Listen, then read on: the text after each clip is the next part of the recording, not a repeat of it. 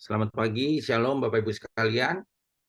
Baik, pagi hari ini kita akan mendengarkan kesaksian dari Pak Jemi Manohutu. Ya, Pak Jemi Manohutu ini adalah ayah kandung dari Sandra Manohutu, ya, pengajar di Starkit MDC Jakarta di Satelit Wisma 76. Dan Pak Jemi Manohutu ini rajin ikut ibadah MHI. Ya, jadi saya pertama kali kenal Pak Jemi ini ikut ibadah mujizat hari ini, yaitu ibadah kesembuhan yang dilakukan oleh tim SPOS. Baik, tanpa berlama-lama saya undang Pak Jemi Manohutu. Selamat pagi Pak Jemi. Pagi Pak.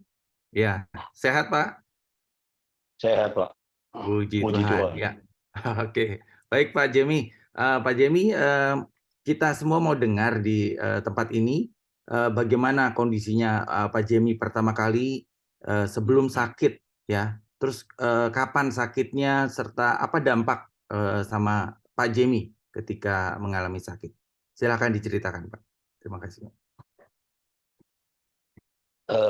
Shalom, selamat pagi kepada Angga di doa pagi ini.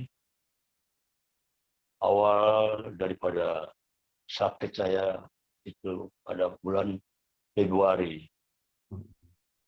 Saya mendapat sakit itu pada saat saya dirawat di rumah sakit Hermina di Kemayoran.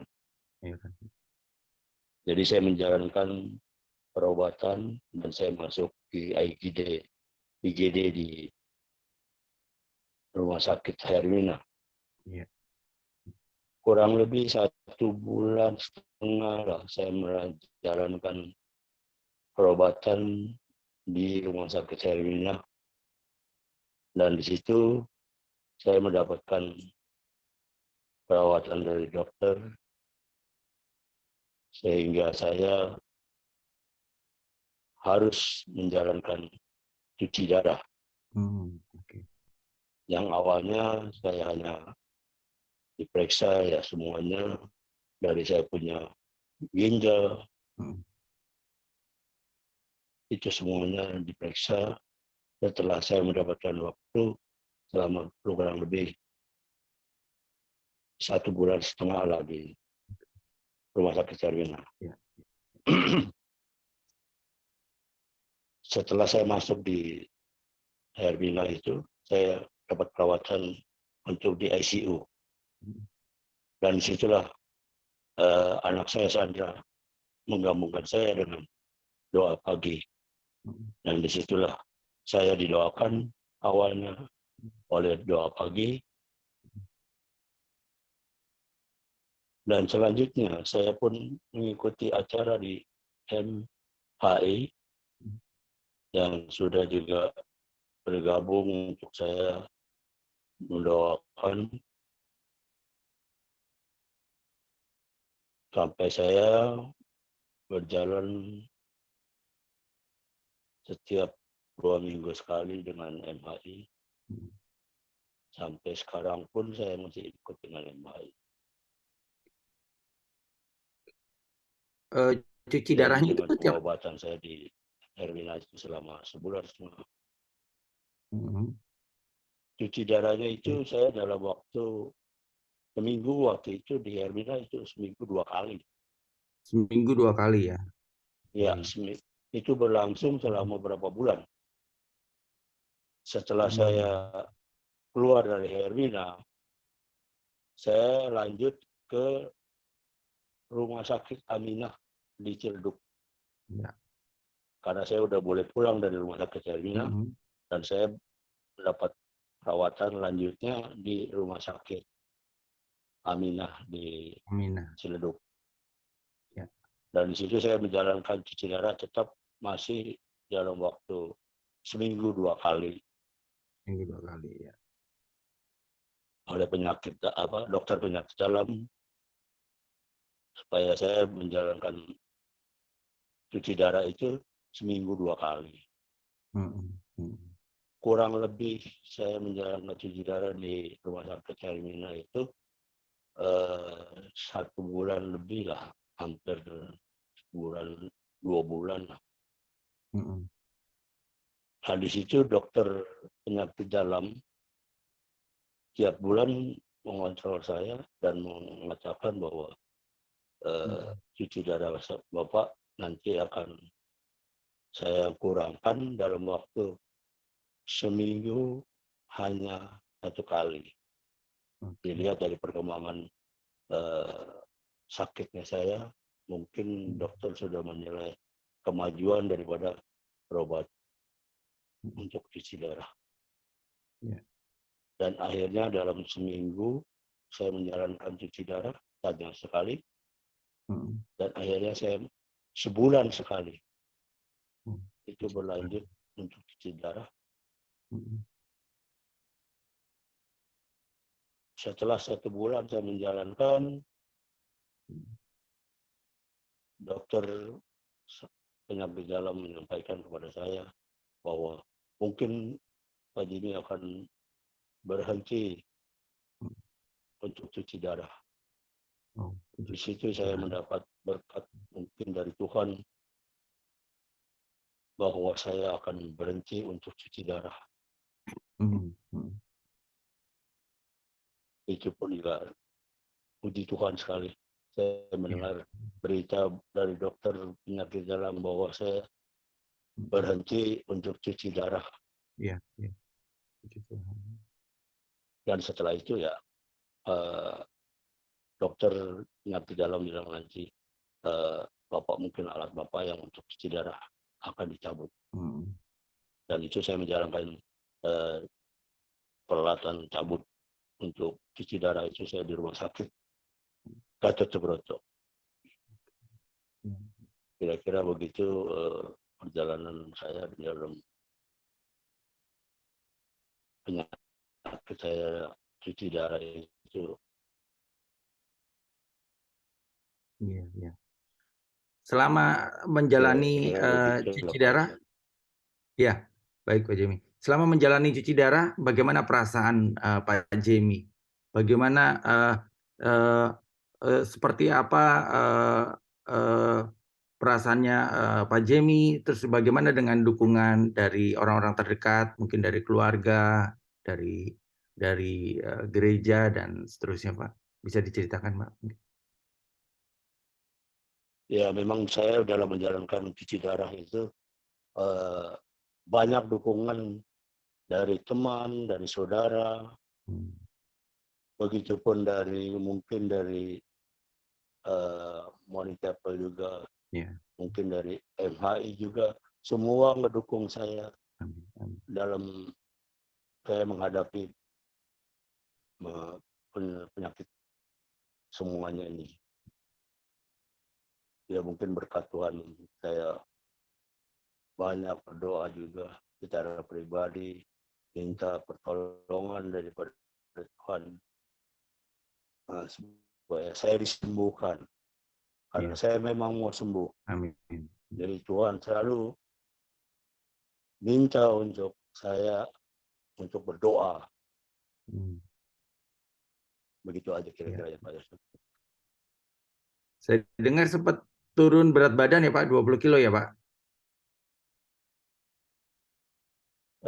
Kondisi badan posisi saya turun dari pertama saya masuk di rumah sakit itu kondisi badan saya itu berat badan itu 90 lebih Pak. Iya. Setelah saya sakit sampai berapa bulan itu saya turun itu kira-kira hampir 30 kilo. Wow, 30 kilo. 30 kilo Pak. Jadi kurang lebih sekarang 60-an Pak ya? Posisi saya sekarang puji Tuhan ada kenaikan dari terakhir yang saya pernah ngalamin berat badan saya itu sampai 60 Pak. Oh, iya. Tapi setelah itu saya memang karena mungkin dari segi makanan yang susah untuk masuk ke dalam tubuh saya, mungkin itu menjadi badan saya drop sampai sekian Pak. Nah, waktu Pak Jemi mengalami sakit itu, apa harapan Pak Jemi kepada Tuhan? Apa doa-doanya Pak Jemi kepada Tuhan secara pribadi itu? Doa saya kepada Tuhan secara pribadi saya selalu Hmm, saya doa minta kepada Tuhan supaya saya disembuhkan, jauhkanlah penyakit-penyakit saya yang ada di dalam tubuh saya, karena hmm, hanya Tuhan yang selalu bisa membantu saya di dalam amin. perjalanan pengobatan saya ini. Karena saya minta Ya, selalu kepada Tuhan, tolong sembuhkan saya Tuhan, karena saya akan baik. Saya bersemangat hmm, untuk supaya saya kembali pulih daripada penyakit-penyakit saya ini. Mungkin Tuhan ya, mendengar doa saya dan hmm, kondisi saya memang selama itu memang berangsur baik, dan yang saya rasakan seperti kondisi saya sekarang ini, Pak. ya, ya. Sekarang usia berapa ya Pak Jemi ya? Saya 70, Pak. Saya lahir tahun 52. Oh, sekarang tahun 70 tahun ya Pak? Luar biasa ya. 7 tahun. Oke, oke. Ya, ya. Tapi selama bolak-balik ke rumah sakit ya, ini berarti pindah 3 rumah sakit ya. Tadi Hermina, Aminah, RSPAD, benar ya? Uh, saya pindah ke Hermina, Hmm, dari Hermina saya ke Aminah. iya. Dari Aminah karena dokter penyakit dalam setelah memutuskan untuk cuci darah saya di stop. Hmm, Jadi dia orang merujuk saya untuk pencabutan saya punya alat untuk hmm, cuci darah itu, karena ada di hmm, sebelah kanan saya, ini di hmm. pundak sebelah kanan itu alatnya dipasang di situ. Oh, Nah, iya, iya. sedangkan mereka tidak bisa untuk mencabut karena ini ada posisi sebelah kanan. Hmm, iya. Jadi dia orang merujuk saya ke RSPAD. Oke, Nah, di ya, RSPAD baik. saya dikerjakan dan dicabut Hmm, hanya untuk mencabut alat ini aja. iya. Setelah itu saya tidak dirawat di RSPAD, hanya mencabut Oh, alat ini untuk hmm, eh, tidak di tubuh saya lagi, Pak. baik. Berarti berapa lama Pak Jemi mengalami cuci darah sampai dinyatakan oleh dokter benar-benar eh, tidak perlu cuci darah lagi? Itu berapa lama, Pak? Kira-kira 5 bulan kali, Pak. 5 bulan lebih lah. Hmm, Karena saya kan dari awalnya itu di Hermina. hmm, Saya kan masuk di Hermina itu uh, akhir Februari. hmm, ya, ya, Akhir Februari saya masuk di oke, Hermina. ya, Sampai bulan Juni berarti uh, ya lebih kurang 5 bulan lah. 5 bulan. Juni akhir mungkin saya udah dinyatakan bahwa saya udah tidak cuci darah lagi. Oh, puji Tuhan. Ya, 5 bulan ya kurang lebih ya, Pak ya.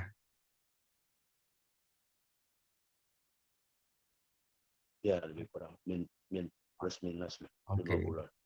Baik, di sini juga ada Sandra. Kita mau tanya nih, Sandra ya, sebagai anak dari Pak Jemi, bagaimana perasaannya, kekhawatirannya ketika tahu Pak Jemi harus menjalani cuci darah seperti itu. Bisa dibuka mungkin mic-nya, Sandra? Ya, gimana San? Perasaannya San?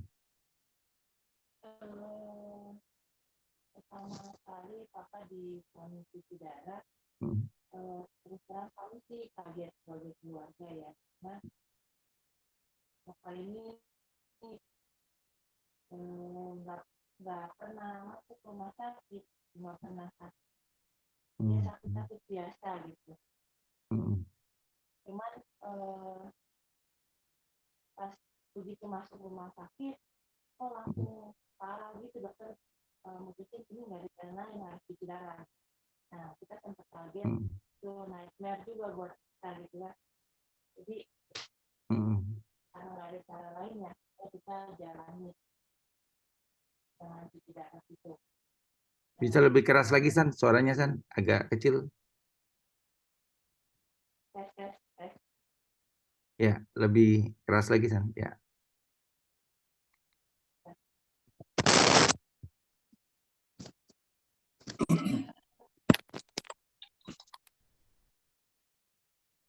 Iya, tes.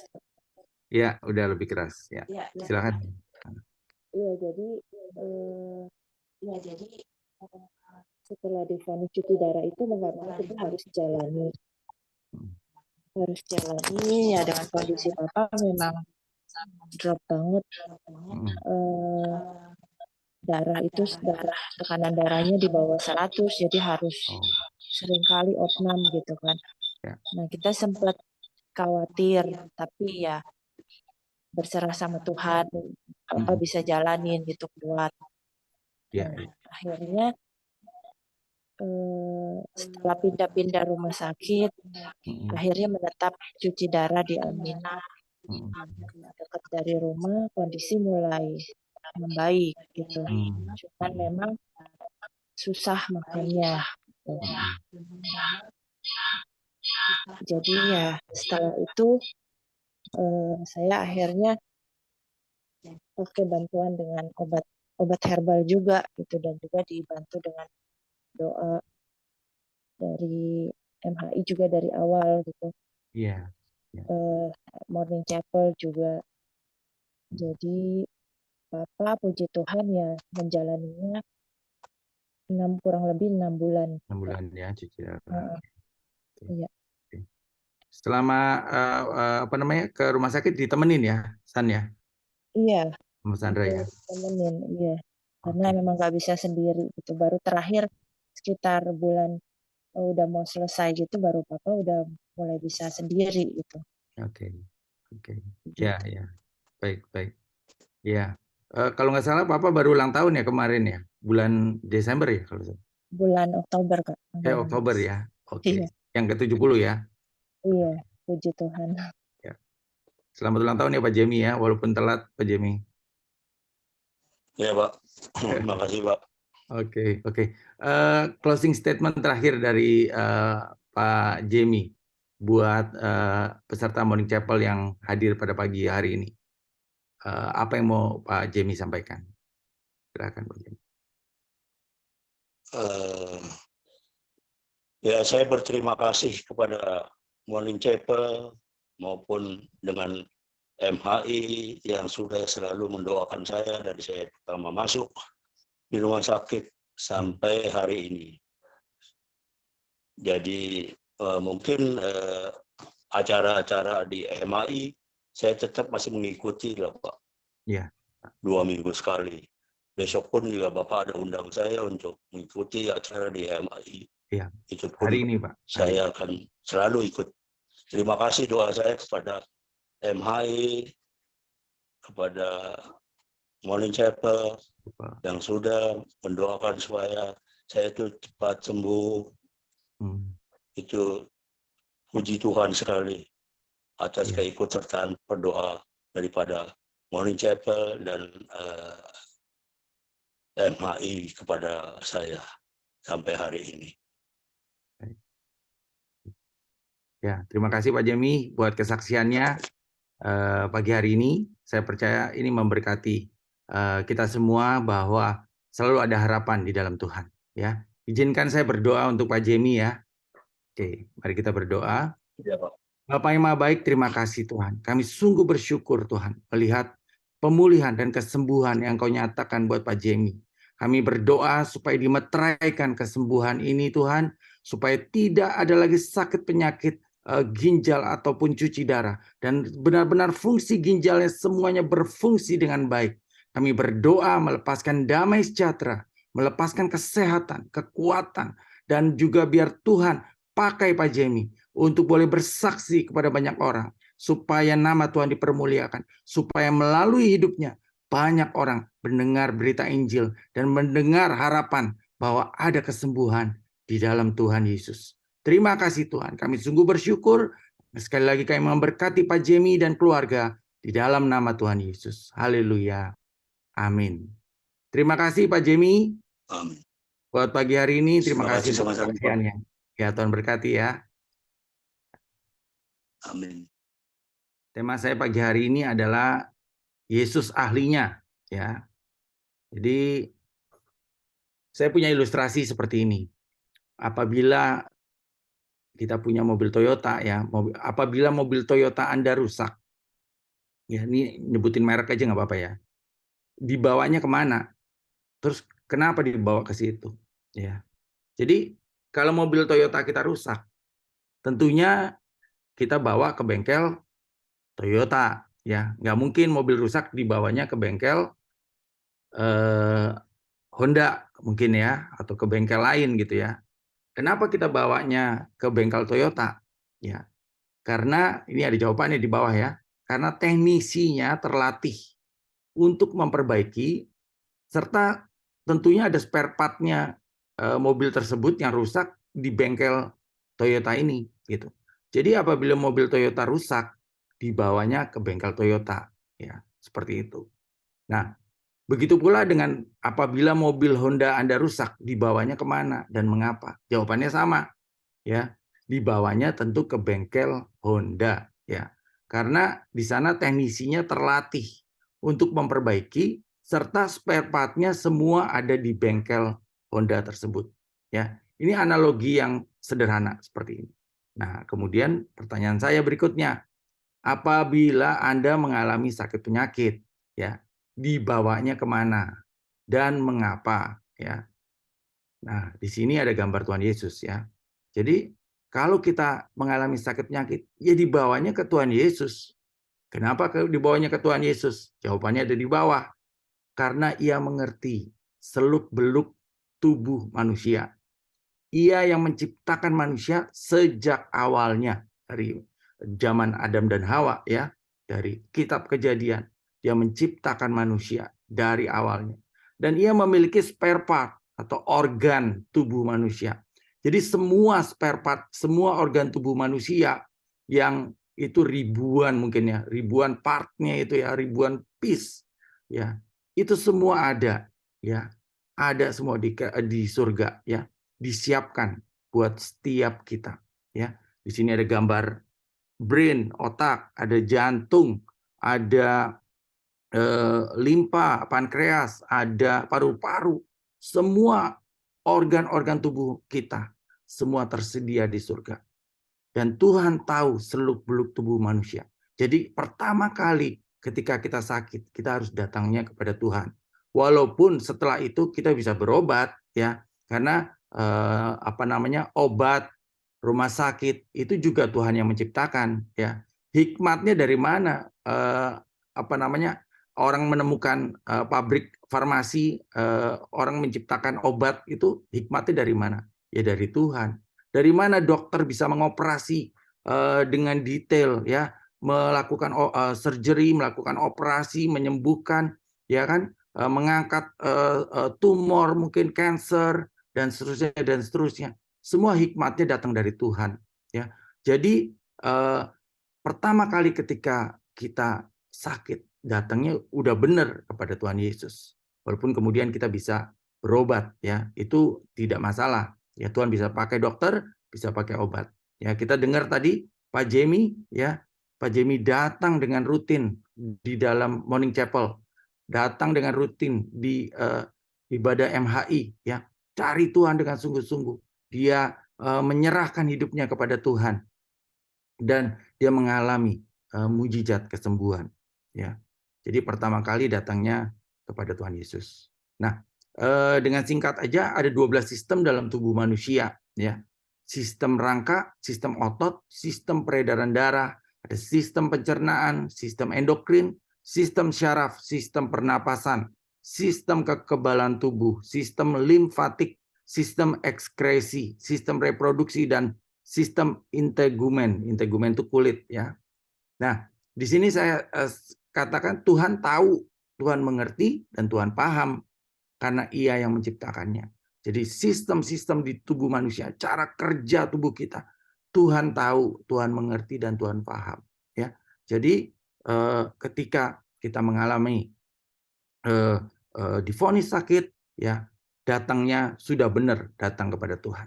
Nah, saya bacakan dari Matius 9 ayat 18 sampai 26, ya. Sementara Yesus berbicara demikian kepada mereka, datanglah seorang kepala rumah ibadat, lalu menyembah dia dan berkata, "Anakku perempuan baru saja meninggal, tetapi datanglah dan letakkan tanganmu atasnya, maka ia akan hidup." Lalu Yesus pun bangunlah dan mengikuti orang itu bersama-sama dengan murid-muridnya. Loh, ini saya lihat begini, ya. Yesus langsung loh bersegera, ya. Ketika dia kepala rumah ibadat itu datang pada Yesus dan berkata, "Anakku baru saja meninggal." Loh, baru saja meninggal loh ya. Artinya sudah meninggal gitu, ya. Tetapi datanglah dan letakkan tanganmu atasnya, maka ia akan hidup. Jadi imannya si kepala rumah ibadat ini supaya Yesus meletakkan tangannya supaya menghidupkan lagi anaknya yang katanya baru saja meninggal. Ya. Lalu Yesus pun bangunlah. Jadi nggak ditunda-tunda sama Yesus. Dia segera bangun dan mengikuti orang itu. Artinya sepertinya Yesus diperintah oleh kepala rumah ibadat ini. Ini anakku baru meninggal nih. Tolong deh datang cepat segera letakkan tanganmu di atasnya, maka dia akan hidup gitu. Dan Yesus nggak menunda-nunda. Segera bangun, mengikuti orang itu bersama-sama dengan murid-muridnya. Nah, pada waktu itu, seorang perempuan, jadi dalam perjalanan ya, mungkin melewati jalan, melewati pasar, melewati orang banyak. Pada waktu itu, seorang perempuan yang sudah 12 tahun lamanya, menderita pendarahan, maju mendekati Yesus dari belakang dan menjamah jumbai jubahnya. Ya. Jadi ada perempuan yang 12 tahun menderita pendarahan. Ya. Dicurigai ini adalah kanker serviks, ya. Karena katanya dalam hatinya, asal ku jamah saja jubahnya, aku akan sembuh. Tetapi Yesus berpaling dan memandang dia serta berkata, "Teguhkanlah hatimu, hai anakku, imanmu telah menyelamatkan engkau." Maka sejak saat itu sembuhlah perempuan itu. Jadi tujuan Yesus berjalan ke rumah kepala rumah ibadat untuk membangkitkan anaknya. Di dalam perjalanannya ada perempuan yang 12 tahun pendarahan ini ikut ikut beriman, ikut mau pegang asal ku jamah saja jumbai jubahnya aku akan sembuh, dan itu terjadi, dia disembuhkan. Bahkan dikatakan imanmu telah menyelamatkan engkau, itu kata Yesus ya. Ketika Yesus tiba di rumah kepala ibadat itu dan melihat peniup-peniup seruling dan orang banyak ribut, ya, berkatalah ia, "Pergilah, karena anak ini tidak mati, tetapi tidur." Tetapi mereka menertawakan dia, ya. Mereka menertawakan dia. Setelah orang banyak itu diusir, Yesus masuk, memegang tangan anak itu, lalu bangkitlah anak itu. Maka tersiarlah kabar tentang hal itu ke seluruh daerah itu. Jadi ini dua peristiwa kesembuhan. Yang satu dibangkitkan dari kematian, yang satu disembuhkan dari kanker serviks, ya. Jadi ini masih dalam satu rangkaian. Kurang lebih peristiwanya ini kalau dirunut ini dalam 2 jam, ya, dalam 2 jam rangka waktu, ya. Ini terjadi 2 peristiwa ini. Yang satu kanker serviks disembuhkan, yang satu yang meninggal dibangkitkan, ya. Lanjut dengan Matius 9 ayat 27 sampai 35. Ketika Yesus meneruskan perjalanan dari sana. Jadi ini udah tadi saya bilang rangkanya kurang lebih 2 jam lah, ya. Seperti itu. Terus dikatakan Yesus meneruskan perjalanannya dari sana. Dikatakan 2 orang buta mengikutinya sambil berseru-seru dan berkata, "Kasihanilah kami, hai anak Daud." Jadi setelah membangkitkan anak kepala rumah ibadat, menyembuhkan orang perempuan yang sakit pendarahan 12 tahun yang kanker serviks itu, keluar dari rumah itu mau meneruskan perjalanan, ada lagi 2 orang buta mengikutinya. Jadi ini 2 jam berikutnya, kurang lebih seperti itu. Dia berseru-seru dan berkata, "Kasihanilah kami, hai anak Daud." Setelah Yesus masuk ke dalam sebuah rumah, datanglah kedua orang buta itu kepadanya. Dan Yesus berkata kepada mereka, "Percayakah kamu bahwa aku dapat melakukannya?" Mereka menjawab, "Ya Tuhan, kami percaya." Lalu Yesus menjamah mata mereka sambil berkata, "Jadilah kepadamu menurut imanmu." Maka meleklah mata mereka. Ya. Jadi Ini Yesus diikuti oleh 2 orang buta, dan 2 orang buta itu segera melek ketika Yesus bertanya kepada mereka, dan mereka, "Ya, ya Tuhan, kami percaya," menyatakan imannya. Maka dikatakan, "Jadilah kepadamu menurut imanmu." Dan Yesus pun dengan tegas berpesan kepada mereka, katanya, "Jagalah supaya jangan seorang pun mengetahui hal ini." Tetapi mereka keluar dan memasyhurkan dia ke seluruh daerah itu. Sedang kedua orang buta itu keluar, jadi baru aja orang buta itu keluar dari rumah itu, ya, dibawalah kepada Yesus. Jadi Yesus masih di rumah itu, ya. Dibawalah kepada Yesus seorang bisu yang kerasukan setan. Ya. Udah bisu, kerasukan setan lagi. Ya. Dan setelah setan itu diusir, dapatlah orang bisu itu berkata-kata. Maka heranlah orang banyak, katanya. Yang demikian belum pernah dilihat orang di Israel. Tapi orang Farisi berkata, dengan kuasa penghulu setan, ia mengusir setan. Ya. Nah, demikianlah Yesus berkeliling ke semua kota dan desa. Ia mengajar dalam rumah ibadat, memberitakan Injil Kerajaan Surga, serta melenyapkan segala penyakit dan kelemahan. Jadi dalam kurang lebih peristiwanya, kalau dibagi tadi 2 jam, kurang lebih dalam waktu 4 jam. Yesus menyembuhkan perempuan yang sakit pendarahan 12 tahun, membangkitkan anak kepala rumah ibadat, menyembuhkan, memelekkan mata 2 orang buta, mengusir setan, dan menyembuhkan orang yang bisu. Itu dalam satu rangkaian peristiwa dalam hari yang sama. Ya. Nah, dalam satu hari yang sama, Yesus menyembuhkan perempuan yang pendarahan 12 tahun yang perkirakan kanker serviks, terus kemudian membangkitkan anak kepala rumah ibadat dari kematian, mencelikkan mata 2 orang buta, mengusir setan, menyembuhkan orang bisu. Ya. Nah, ada 17 kali dalam Injil Yesus menyembuhkan semua orang sakit yang berkumpul secara bersamaan. Ya. Jadi 17 kali dalam kitab Injil dikatakan Yesus menyembuhkan semua orang sakit yang berkumpul secara bersama-sama. Jadi secara korporat, ya, ngumpul bersama-sama itu disembuhkan oleh Tuhan Yesus. Ya. Dan ada 47 kali Yesus menyembuhkan 1 atau 2 orang dalam satu waktu yang bersamaan. Jadi peristiwa yang tadi ini termasuk di dalam 47 kali ini. Ya. Jadi 47 kali Yesus menyembuhkan 1 atau 2 orang dalam 1 kali waktu yang bersamaan. Jadi dalam waktu yang kurang lebih berdekatan. Dan 0 kali atau tidak pernah kita menemukan Yesus menolak untuk menyembuhkan seseorang atau sekelompok orang. Ya, jadi Yesus tidak pernah menolak menyembuhkan siapapun juga. Nah, ini adalah fakta yang kita percayai.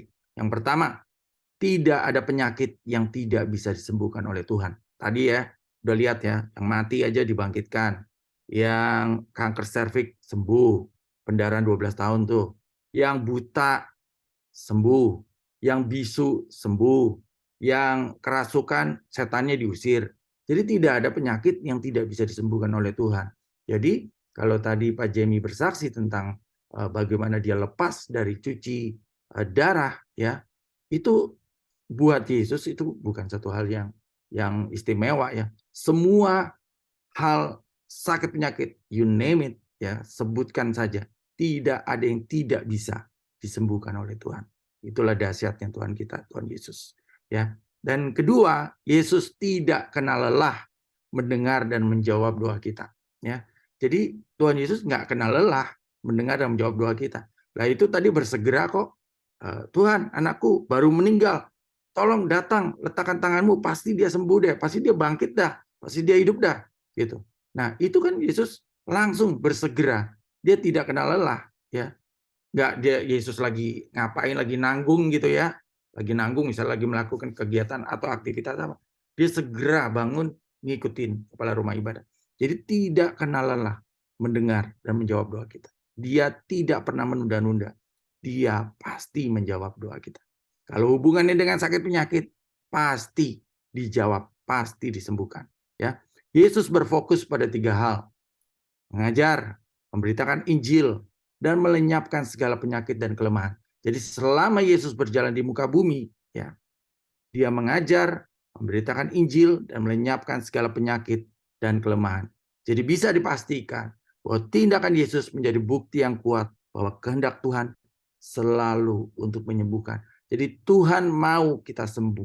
Tuhan mau kita sehat. Saya selalu kalau berdoa untuk orang sakit, saya bilang begini sama Tuhan. Tuhan, alangkah lebih baiknya kalau dia sembuh, Tuhan. Kenapa? Dia lebih baik dia sembuh. Kalau dia sembuh, dia bisa bersaksi. Kalau dia sembuh, nama Tuhan dipermuliakan. Kalau dia sembuh, dia bisa melayani Engkau. Ya. Jadi lebih banyak faedahnya daripada orang sakit. Ya. Orang sakit itu terbelenggu waktunya, terbelenggu tubuhnya, terbelenggu pikirannya. Ya. Tetapi Yesus memberi jawaban. Yesus memastikan bahwa Tuhan mau setiap kita sembuh. Tuhan mau setiap kita tidak ada yang berpenyakit. Dia mau kita sembuh. Supaya melalui tubuh kita memuliakan Tuhan. Melalui tubuh kita tidak terpenjara oleh ikatan waktu, oleh ikatan apapun juga. Dia mau kita bebas melayani Tuhan. Dan melakukan amanat agung serta panggilan yang Tuhan berikan kepada kita. Baik. Saya tutup di dalam doa. Mari kita berdoa. Bapa yang Maha Baik, terima kasih Tuhan. Kau adalah Allah yang luar biasa, Allah yang dahsyat Tuhan. Engkau selalu mau untuk kami sehat, kami sembuh, supaya melalui tubuh kami memuliakan Tuhan dan melakukan panggilan kami seturut dan sesuai dengan rencana Tuhan. Terus Tuhan, limpahi semua peserta Morning Chapel dengan kesehatan, dengan kekuatan. Kalau ada yang sakit pada saat ini, kami menolak semua sakit penyakit. Kami usir keluar di dalam nama Tuhan Yesus. Dengan otoritas dari Tuhan Yesus, kami menolak. Kami perintahkan pergi semua sakit penyakit. Baik sakit penyakit jantung, cancer, sakit penyakit ginjal, sakit penyakit di bagian tubuh lainnya, stroke, apapun juga kami tolak dalam nama Tuhan Yesus. Kami usir di dalam nama Tuhan Yesus. Kami perintahkan sembuh. Mujizat terjadi di dalam nama Tuhan Yesus. Oleh bilur-bilur Yesus, Tuhan nyatakan kesembuhan untuk setiap kami. Terima kasih Bapa di surga. Kami sungguh bersyukur. Engkau Allah yang dahsyat dan Allah yang ajaib. Kami percaya Tuhan bahwa Engkau memiliki rencana indah bagi setiap kami.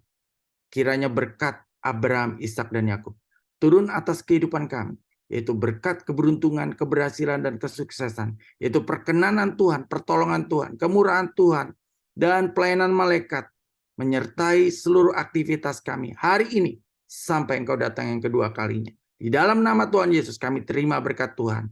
Haleluya. Amin. Tuhan memberkati dan selamat weekend.